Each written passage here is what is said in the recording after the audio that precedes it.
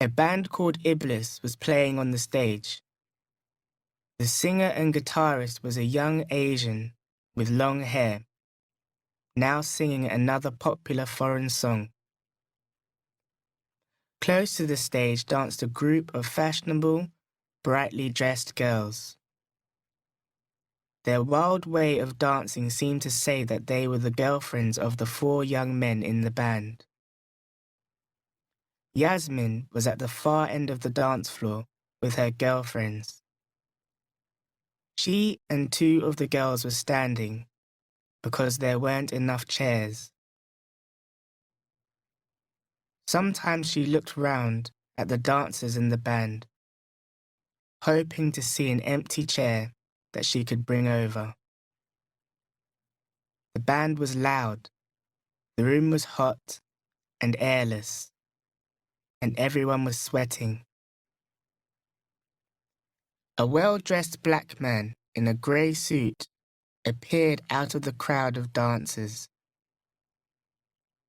He came up to her and asked her to dance. She went. Of all the girls here, why me? I don't want to dance. I can't dance, she thought. From the center of the dance floor, she looked back sadly at her friends, who were talking and laughing in the distance. I'm sorry, he smiled.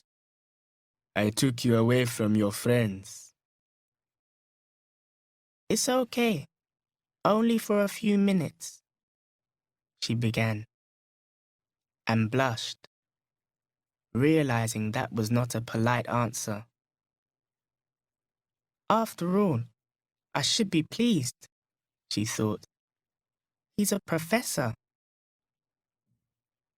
It was a dance that did not need any closeness or touching, and she was grateful for that.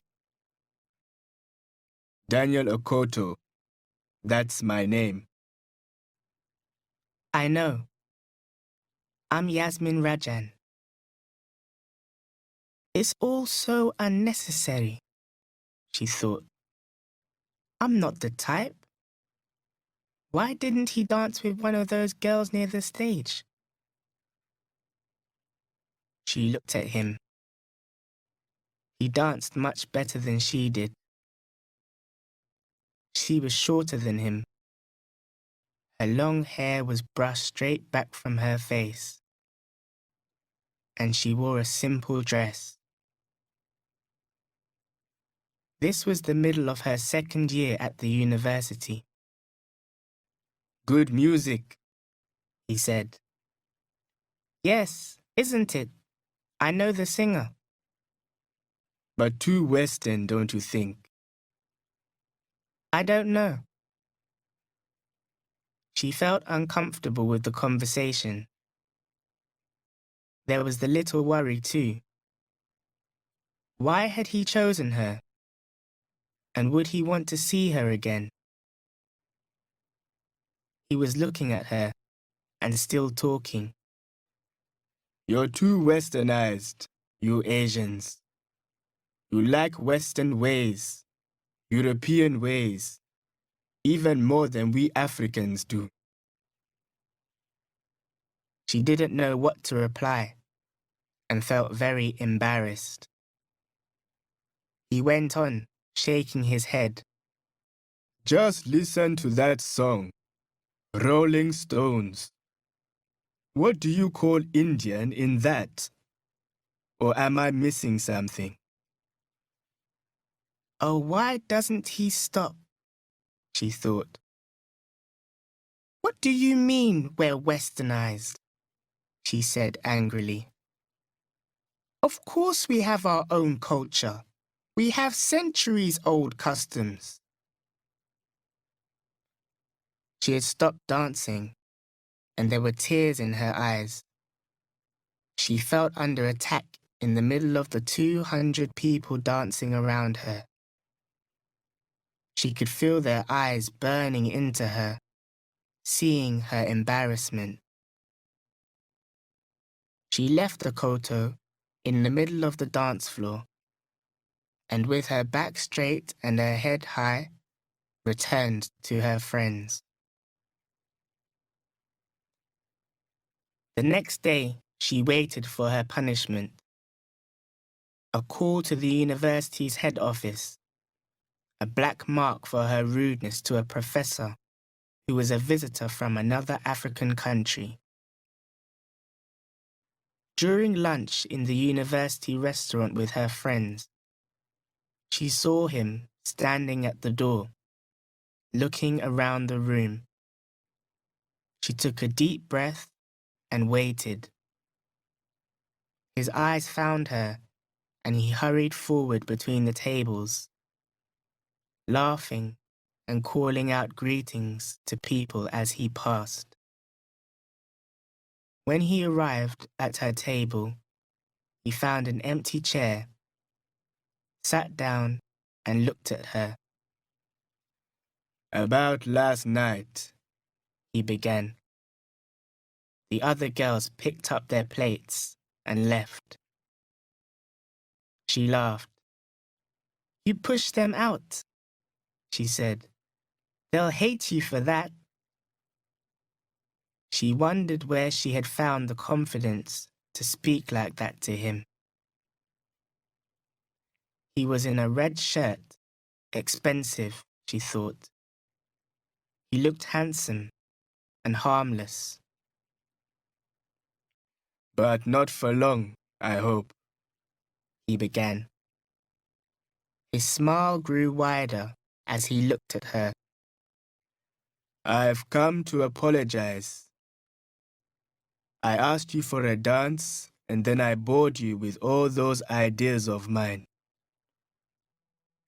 "It's okay. It's my fault too. You see." I know. An innocent Indian girl having to dance with a man. But tell me, don't you expect men to ask you to dance when you're in a dance hall with music playing? She smiled, a little embarrassed. Having girlfriends with you usually means that strangers don't come and ask. Oh dear, I'm a foreigner, so I didn't know that. You came to have a good time with your friends, but you couldn't, because of me. I'm really sorry. Look, let me show you how sorry I am. I'll take you for a drink. How about that? But I don't drink. Alcohol, I mean. Don't worry. We'll find something for you. It was wrong of him to ask her, of course, but she found she had accepted his invitation without any worries. When they met, as arranged, later that afternoon, he said, "I'll take you to the Matumbi." The Matumbi was a tea shop under a tree, half a mile from the university. It had a roof but no walls. She went in slowly, feeling a little shy. But Akoto was well known there, and the owner pulled up 2 chairs at a table for them. "Are you hungry?"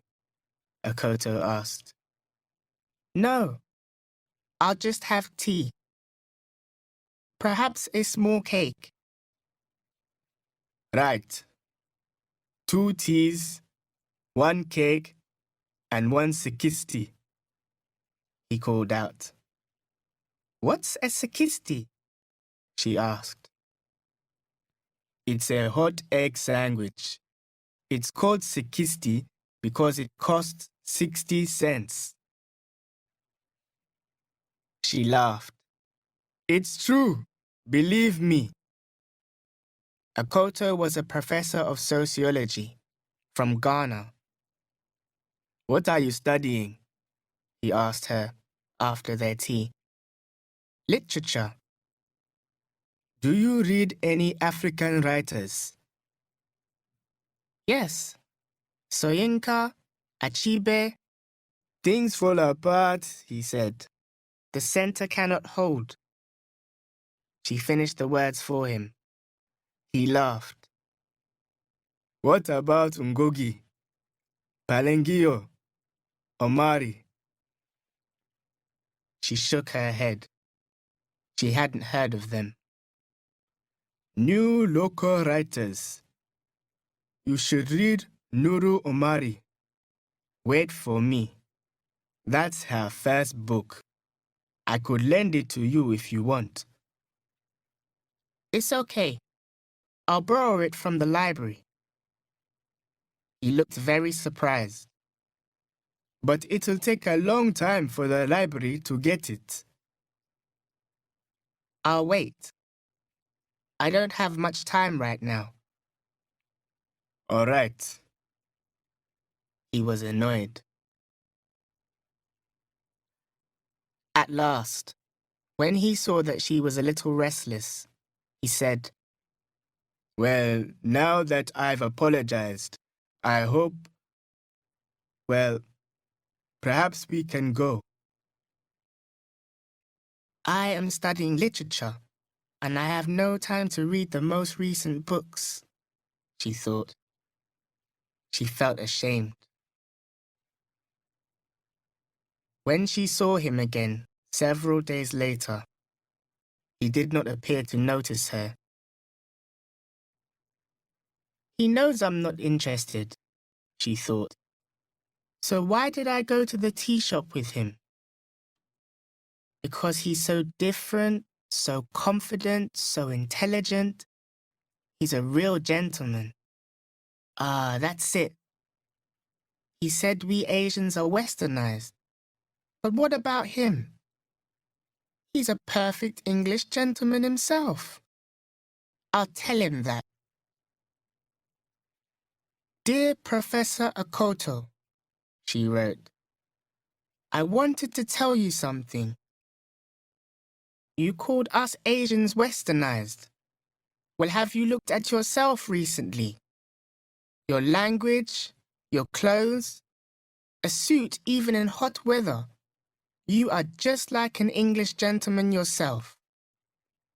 Yours sincerely, Yasmin Rajan. P.S. Could I borrow Amari's weight for me from you after all? Thanks. She put the note under his office door. The next day, he came to find her at lunchtime again. You're quite right, he said. Although I'm not sure I completely agree. But let's not argue. Let me show you my library. You can borrow any book you like. He took her to his house, and when he opened the door of his sitting room, her eyes opened wide in surprise. 3 of the walls were covered with books. She had never before seen so many books which belonged to one person. You've read all these books? She asked. Well, I wouldn't. Lucky you. You must know so much. Oh, not really. Do you also write? Yes, but none of my writing is published yet. He had ideas about African literature. Today's writers are going back to their beginnings, digging deep. And that's what I'm trying to do, dig. So you can understand why I worry about what's real and what isn't. They went to the Matumbi that evening. She had her first sikisti and talked about her family. My father had a pawn shop, but pawn shops are no longer allowed. So now he has a shop which makes men's clothes. Tell me, do you think pawn shops are a bad thing? Well, I think they're bad for poor people. They have to pay an awful lot to get their things back. But where can poor people borrow money from? Not the banks. And you should see the kind of things they bring to the pawn shop. Old watches, broken bicycles, sometimes clothes. We have 3 old gramophones that we can't sell. Is that right? Can I look at them? Perhaps I'll buy one. I like unfashionable old things. So one afternoon, Yasmin took him to her father's shop to show him the old gramophones. He entered the shop alone, while Yasmin went round to the back of the building where the family lived. Her father came to meet Akoto. Come in, Bwana. What can I get for you? I came with Yasmin, Akoto explained in his bad Swahili. For a gramophone. Ah, yes. The professor. Sit, Bwana, sit. While Yasmin's father showed Akoto the gramophones, Yasmin was inside the house, talking to her mother. How can you bring him here like this? Said her mother, angrily. What will the neighbors think? I'm so ashamed.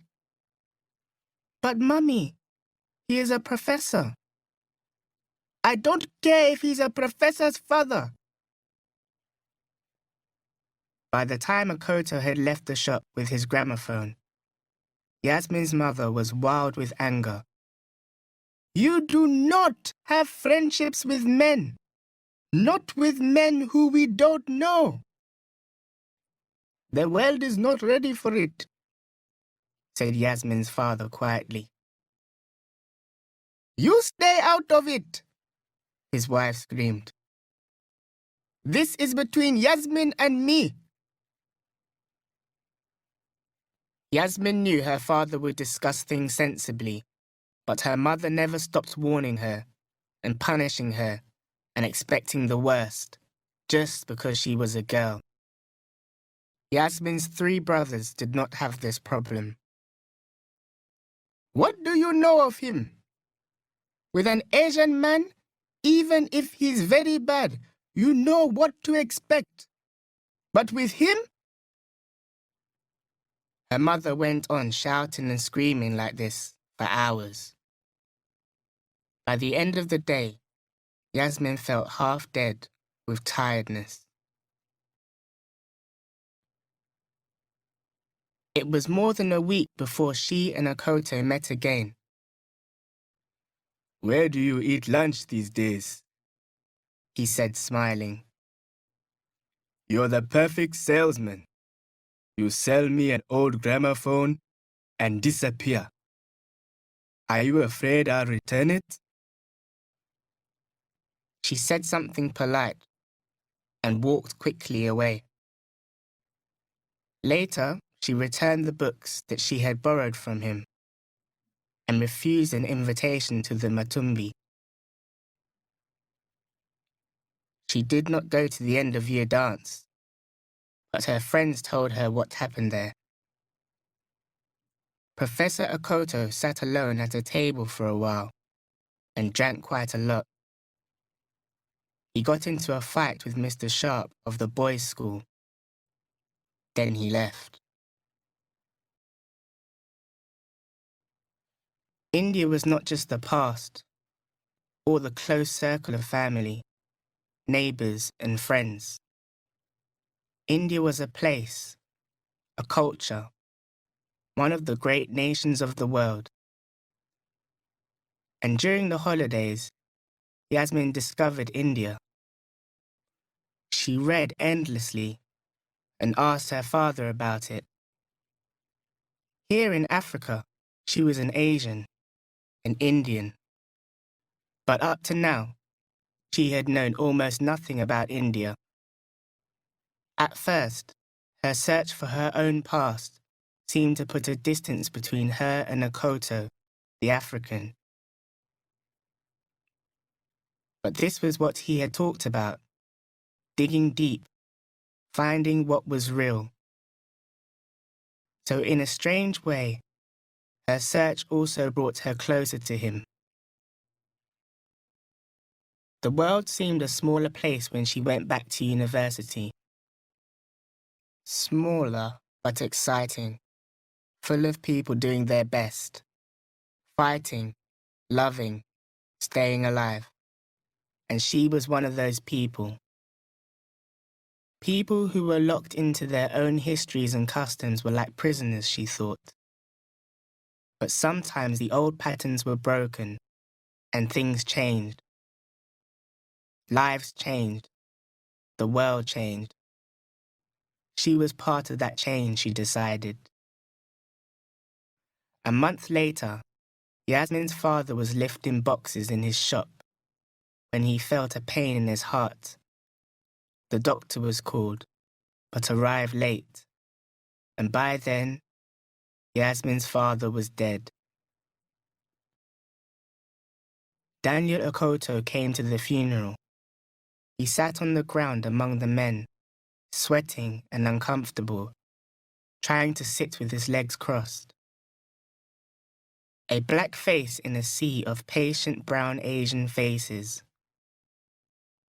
Someone saw how uncomfortable he was and put out a chair for him by the wall. From there, Okoto could see clearly across the room. Mrs. Rajan sat beside the dead man, crying. When she looked up, she saw Okoto through her tears and lost control. "You!" she screamed. "What are you doing here? What kind of man are you who comes to take away my daughter, even in my sadness? Who asked you to come? Go away!" People turned to stare. Okoto gave an apologetic smile. "Go!" said the woman wildly, pointing a finger at the door. No one else said a word. Okoto stood up, bent his head respectfully towards the dead man, and left the room. A week later, Yasmin knocked at his door late in the evening and found him in. "Come in," he said, putting away his pipe. "I've come to apologize for what happened at the funeral." "It's all right. People aren't at their best at a funeral. But perhaps they're more honest." He watched her face carefully. "You must think we're awful. You're a professor. You know so much. You're a great man." "No, I don't think you're awful. And don't call me a great man." She began to laugh, a little wildly. They both laughed. "And you, I respect you." He spoke calmly. "You are brave. You left that crowd of girls that day at the dance. And since then, you've done it again and again. It's brave what you've done. Trying to break away from family, friends, the old customs, the old ways. Trying to find your own path in life. Even coming here like this, I realize that, and I like you." "Well, I like you too," she said, too quickly. There was a silence between them. "You know, it's not going to be easy. With my father dead, this will be the most terrible news for my mother. It will kill her. It will. Tears were running down her face. Now. He went up to her, put her wet face on his shirt. We'll have to do the best we can, won't we?